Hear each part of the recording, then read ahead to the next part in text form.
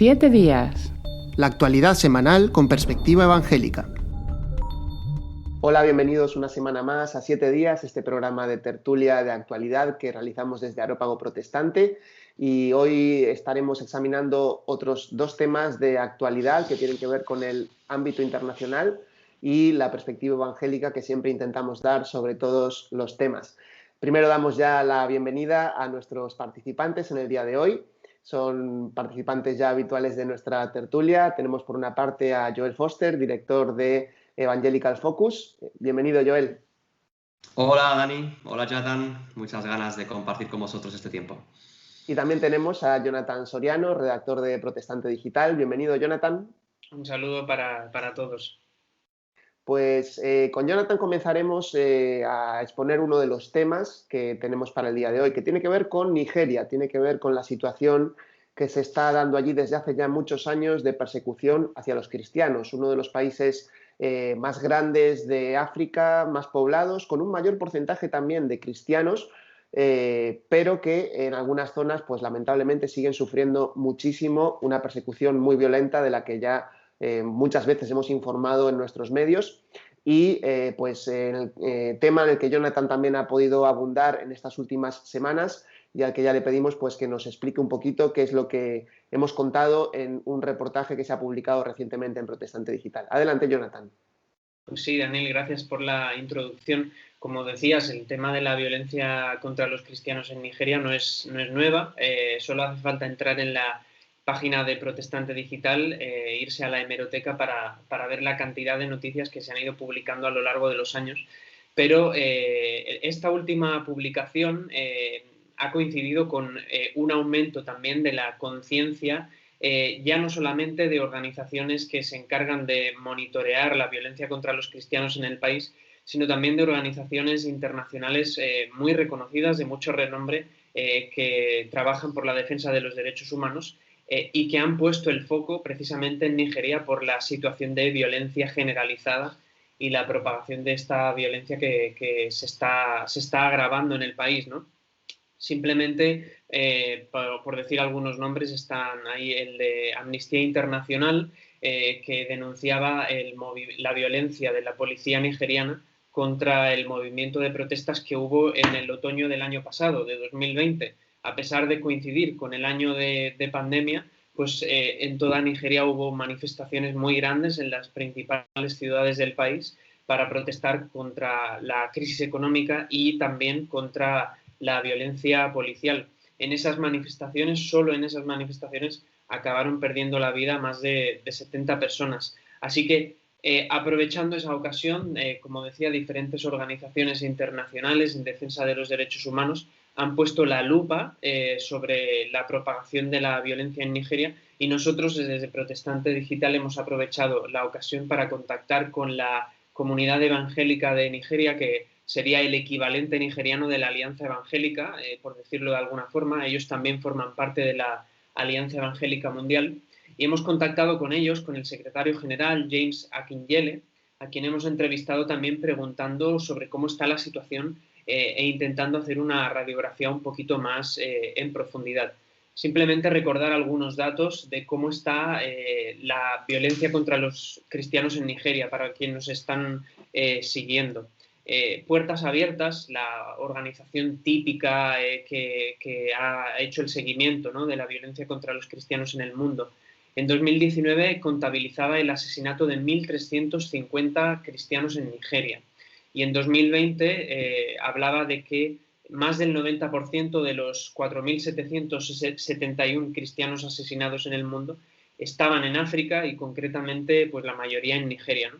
Pero también otra entidad civil no religiosa, que es la Sociedad Internacional para la Libertad Civil y el Estado de Derecho, ha contabilizado en lo que llevamos de 2021 más de 1.450 cristianos asesinados en Nigeria y a lo largo de los últimos 5 años, ha contabilizado la cifra de cristianos asesinados en más de 12.000 en este país de África. Así que son datos que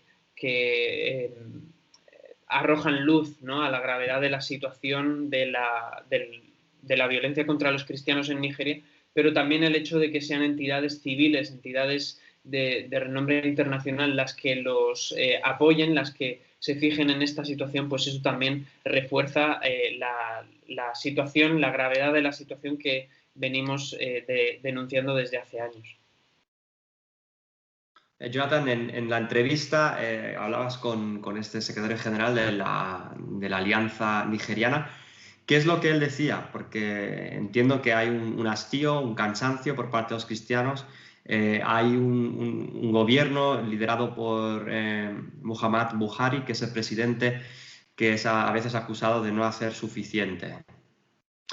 Sí, es curioso porque normalmente se ha acusado a las organizaciones que monitorean la violencia contra los cristianos como de simplificar los conflictos, ¿no? Y quizás tildar o catalogar de violencia contra colectivos religiosos algo que realmente pues, tiene más carga étnica, ¿no? O más carga de conflicto nacional. Pero es curioso porque lo que decía el secretario de la Alianza de Nigeria era lo contrario, ¿no? Era que el gobierno nigeriano muchas veces cataloga la violencia que se da sobre todo en los estados del norte del país como un conflicto entre ganaderos y agricultores y no le da más importancia, pero que en realidad sí que hay una motivación religiosa en esos casos, ¿no? Entonces, James lo que hacía era invertir, ¿no? ese proceso y remarcar que realmente hay una intencionalidad y un conflicto religioso que las autoridades del país no están abordando, no están tratando. Otra cuestión que comentaba James también era la de el dilema que esta situación está suponiendo a la Iglesia evangélica en Nigeria, ¿no? Y nos comentaba que ante la pasividad del gobierno, ¿no? Ante una administración endémicamente corrupta y ante la propagación cada vez mayor de la violencia, pues que había sectores de la Iglesia, había sectores del cristianismo en Nigeria que se estaban planteando tomar las armas como respuesta a la violencia que ellos sufren, ¿no? Aclarar que esta no es la posición oficial de la comunidad evangélica de Nigeria, de la Alianza Evangélica de Nigeria. Precisamente el pastor Akinyele nos explicaba en la entrevista que ellos trabajan por la formación bíblica y por intentar transmitir a las iglesias la necesidad de buscar otras vías que nunca sea la violenta, ¿no? La respuesta violenta, la respuesta armada a esa violencia. Pero es identificativo también de cómo hasta qué punto la inactividad de la administración, ¿no? Que deja que esa violencia siga propagándose, pues plantea nuevos dilemas a la Iglesia allí, ¿no? Y eso era uno de los aspectos más relevantes y novedosos de esta entrevista. Una de las circunstancias que se plantean y que vemos desde fuera es que, así como Nigeria es un país que tiene una población cristiana muy grande y que tampoco es un país que tenga un régimen autoritario o un régimen islámico, como ocurre en otros lugares donde los cristianos son perseguidos de manera muy sistemática, en un entorno de libertad religiosa se puedan dar estas cifras escandalosas de muertes de cristianos. Y realmente parece que la comunidad internacional, exceptuando algunos momentos puntuales, como fue el caso del secuestro de las niñas de Chibok, pues apenas es como que se da por hecho que esto ocurre y parece que no hay una gran respuesta internacional, quitando quizá el caso de Reino Unido, donde sí se puede ver alguna que otra iniciativa a nivel parlamentario y también a nivel internacional de presión para que este país, que es uno de los grandes países de África, realmente empiece a tomar medidas más contundentes o de mayor calado, o incluso de pedir la ayuda internacional para poder afrontar este conflicto. No sé si esto también es algo que se comenta y que cómo lo están percibiendo también los evangélicos allí en Nigeria. Pues sí, Daniel, precisamente esto que comentas era otra de las cosas de las que hablaba James, ¿no? De la necesidad de mayor intervención por parte de la comunidad internacional, por lo que comentaba antes, por la pasividad del gobierno, ¿no? A pesar de no ser un Estado confesional como otros muchos en los que sí que se da la persecución, ¿no? Y a pesar de ser un Estado, un país en el que la población está tan dividida entre esas dos confesiones mayoritarias, ¿no? Cristianos y musulmanes, eso debería arrojar a la convivencia, ¿no? Pero yo creo que Nigeria es el ejemplo de cómo un gobierno, aunque democrático, pero un gobierno inactivo y sobre todo con grandes problemas de corrupción, con grandes problemas étnicos en la administración, ¿no? Pues, por ejemplo, de buscar la prioridad de un grupo étnico por encima de otros, cómo todo eso acaba repercutiendo en la convivencia también, ¿no? Entre pueblos y sobre todo pues, a nivel religioso. Hay que destacar que una de las acusaciones que hacía James en la entrevista al actual gabinete de gobierno era precisamente ese, que habían promocionado a una etnia en concreto, que es a la que pertenece el actual presidente Buhari, y que todo eso había fomentado un sistema de corrupción. Esto se tiene que entender a la luz de que Nigeria es el país con más población en África. Estamos hablando de un país con más de 200 millones de personas.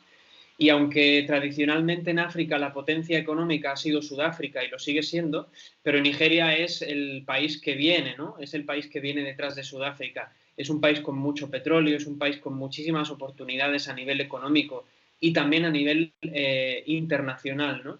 Entonces, esto también pues, da lugar a mucha corrupción, como sabemos, ¿no? Da lugar a mucha corrupción sistemática y a mucha perversión dentro de la administración. Y esa es una de las...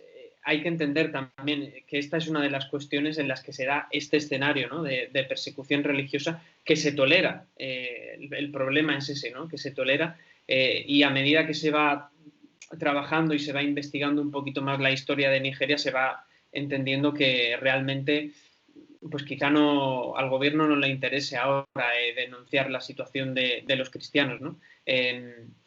Hay que entender también que, por ejemplo, las denuncias que se han hecho a nivel internacional se han hecho, como decías tú, Daniel, en el caso del secuestro de las chicas estudiantes. También ahí hay mucha carga política, ¿no? Se han denunciado casos concretos y que se han relacionado siempre con la cuestión del feminismo, con la cuestión de la violencia de género, pero a nivel internacional difícilmente se encuentra una denuncia de la comunidad internacional por motivos religiosos, ¿no? Y el compromiso con Reino Unido viene marcado por su pasado colonial, ¿no? Es un compromiso que también vemos en Francia, por ejemplo, con otros países como Mali o Senegal. Entonces, viene más también por esa carga de pasado colonial y de esa pues, relación que todavía se mantiene con Nigeria y que también tiene muchos aspectos económicos y políticos, como comentaba antes. Y Jonathan, hablabas de las etnias y de la falta de acción del gobierno. Por ejemplo, una de las últimas noticias, hay una página web que es muy interesante, quizá algunos lectores que hablan inglés la pueden consultar, se llama Morning Star News, y allí informan mucho sobre Nigeria, y una noticia el 26 de mayo recientemente hablaba de 37 muertos en una población cerca de Jos, que está en el centro del país. Y era muy interesante porque hablaban directamente con las personas, los testigos, y se hablaba de que esos 37 muertos todos pertenecían a iglesias, eran o anglicanos, o pentecostales, o asambleas de Dios, o evangélicos libres. Entonces había hecho un trabajo de ver realmente si realmente había una motivación religiosa, ¿no? Y aparte de que se había dado pues, ataques en lugares de culto, también se habían dado en familias, pero que concretamente eran cristianas. Entonces, es verdad, como decías al principio, ¿no? Que hay una mezcla ahí de factores que pueden originar la violencia, como por ejemplo el control de las tierras, el control de la agricultura y demás, pero claramente hay un factor religioso y, como decías ahora al final, que no se está teniendo en cuenta muchas veces y que al gobierno de Nigeria o incluso en gobiernos internacionales no están haciendo énfasis en ello, ¿no? Sí, yo estoy muy de acuerdo con lo que comentas ahora, Joel. Al principio me sorprendió, tengo que reconocer, la declaración del secretario general de la Comunidad Evangélica de Nigeria de que había sectores de la iglesia, del colectivo cristiano en general en Nigeria, que se estaba planteando tomar las armas, ¿no? Es una afirmación que en nuestro contexto occidental es inconcebible, ¿no? Pero como decías tú ahora, la realidad cristiana, la realidad del cristianismo en Nigeria es muy variada, ¿no? Hace unas semanas también hablábamos de Brasil aquí en el 7 días y de la postura en general sobre las vacunas, ¿no?, ante la pandemia, y hablábamos de que es muy difícil establecer un patrón común en un país tan grande y en el que hay tantísima diversidad. Y pasa lo mismo en Nigeria, ¿no? Hay muchísimas denominaciones y la realidad cristiana es muy heterogénea, muy diversa, ¿no? Entonces, no es de extrañar que surjan, que haya partes de toda esa diversidad que se esté planteando una respuesta más contundente. Yo creo que lo importante y con lo que tenemos que quedarnos aquí es con lo que comentaba James Akinjele, ¿no?, que es el trabajo por la formación de la Iglesia, ¿no?, por una formación bíblica y que realmente esa formación lleve a la conclusión, pues, de que la respuesta armada quizá es una solución para hoy, pero no a largo plazo, ¿no? Y que al fin y al cabo, pues, los cristianos en ese contexto de violencia generalizada, pues también acaben encontrando soluciones para fomentar la convivencia que el gobierno no está trabajando, ¿no? Pues la verdad es que es un desafío tremendo el que tienen los cristianos allí en Nigeria y realmente lamentamos tener que seguir informando tantas veces de los ataques que se producen allí, pero es una realidad ante la que algo sin duda hay que hacer. Evidentemente nosotros desde nuestra posición quizás no podemos hacer mucho más que al menos darlo a conocer, denunciar que esto está ocurriendo y dar voz a nuestros hermanos cristianos allí en Nigeria para que también se les oiga y que se sepa lo que están sufriendo. Y por supuesto orar, es algo que nos decía también al final de la entrevista. Él pedía oración por los cristianos, por la fortaleza para poder seguir adelante con la formación bíblica, con la misión y también por los líderes que muchas veces son los que están siendo los primeros en sufrir ataques por parte de estos grupos militarizados, radicales, que lamentablemente siguen de alguna manera acampando a sus anchas en algunas de las regiones de Nigeria. Muchas gracias, Jonathan, por este reportaje y por todo este repaso a la actualidad allí de Nigeria. Gracias por comentarlo. Pues vamos con otro de los temas del día. Vamos a comentar uno de los temas que se ha publicado en Evangelical Focus. En este caso, nos asomamos también a una circunstancia difícil, como fue un atentado que se produjo en Bruselas. Muchos lo recordarán, en el aeropuerto en el que se produjo un atentado. Y vamos a recoger un testimonio muy interesante que ha sido publicado recientemente en Evangelical Focus. Así que nos cuenta más sobre esto Joel Foster. Adelante, Joel. Así es, Dani. Hace ya 5 años, fue el 22 de marzo de 2016 que sucedía este atentado, doble atentado, triple atentado, de hecho, porque fue 2 bombas en el aeropuerto de Bruselas, el aeropuerto de Zaventem, que es el internacional, y después, una hora después, sucedía una bomba en la estación de metro de Malbec. Esto era un grupo islamista que había estado actuando en París. Unos meses antes habían habido los atentados duros en París, y esto como una réplica que sucedió en Bélgica, y murieron 32 personas en total y hubo más de 300 heridos. Ahora han pasado 5 años y se han hecho, pues, en medios de comunicación un poco un recordatorio, ¿no?, de lo que sucedió entonces. Y nosotros hemos podido hablar con Janet Winston. Ella es una superviviente del atentado al aeropuerto. Ella estaba allí con su marido, estaban en la zona de entrega de maletas para un viaje que iba a hacer su marido, un viaje de misionero. Y lo que sucedió es que a pocos metros de donde estaban ellos, el terrorista suicida se hizo explotar, y ellos sufrieron el atentado muy de cerca. Ella nos ha explicado en esta entrevista, que está en Evangelical Focus, pero también en Protestant Digital se publicará en castellano, cómo ella cómo vivió esas primeras sensaciones. Ellos quedaron inconscientes, tuvieron problemas sobre todo con el oído, con los tímpanos por el ruido de la explosión, pero pudieron sobrevivir, mientras que otros a su alrededor murieron. Ellos pudieron, al recuperar la conciencia, salir a la zona de las aceras de la calle donde estaba, en esa zona del aeropuerto, y durante 1 hora y cuarto estuvieron esperando que llegaran las ambulancias y los servicios sanitarios. Y en ese tiempo estuvieron junto con otros heridos, estuvieron intentando acompañar a 8 o 9 personas que había en ese momento junto a ellos. Ella nos ha explicado en esa entrevista detalles de, por ejemplo, estar pues, acompañando a una mujer joven que tiene 3 hijos y que después estaría 3 años en el hospital hasta poder recuperarse del todo. También explica cómo vieron morir a otra persona que estaban tratando de acompañar. Entonces, una situación dantesca que es difícil de imaginar la que ellos vivieron, pero que ella ha relatado en un libro que ha publicado ahora, pasado estos 5 años, un libro en francés que ha titulado París-Bruselas en el corazón de los atentados. Lo ha publicado con una editorial secular, no cristiana, pero dedicada a temas de espiritualidad o del sentido de la vida, más filosófico. Y ella pues lo ha escrito de una forma que sea totalmente pues un lenguaje comprensible para personas que sean cristianas o no cristianas o que tengan cualquier tipo de otra fe, porque ella quería explicar cómo la Biblia, concretamente la Biblia, le ha ayudado a avanzar en su proceso de trauma, en su proceso de sanación no solo física, porque han tenido que tener operaciones de los oídos y otras cuestiones, pero sobre todo emocional, ¿no? En estos 5 años, como versículos concretos de la Biblia le han hablado de una forma nueva que ella nunca había experimentado antes.